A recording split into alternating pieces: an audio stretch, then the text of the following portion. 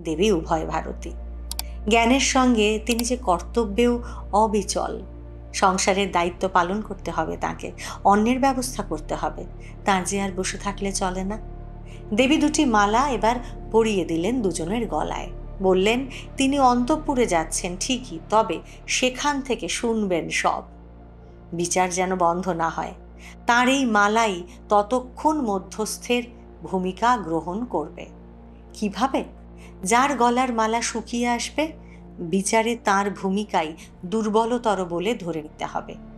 বুঝতে হবে তিনি এবার পরাজিত হতে চলেছেন। এখানেই দেবী উভয় ভারতীর আশ্চর্য ক্ষমতা, জানেন। দেখুন, তিনি চলে যাচ্ছেন অন্তঃপুরে, ঘরের কাছে, কিন্তু সেই সাংসারিক কাজ করতে করতেও তিনি শুনে যাবেন এই কঠিন জটিল বৈদিক বাদ বিবাদ। ভাবলে আজও গায়ে কেমন কাঁটা দেয় না? জ্ঞান, একাগ্রতা আর নিষ্ঠা তার কোন পর্যায়ে ভাবুন একবার। যে নিষ্ঠা নিয়ে তিনি কঠিনতম বৈদিক বিচারের মধ্যস্থতা করেন, সেই একই অবিচল নিষ্ঠা নিয়ে তাকে গৃহকর্তব্য করতে দেখা গেল। এটি হলো যথার্থ আধ্যাত্মিকতা।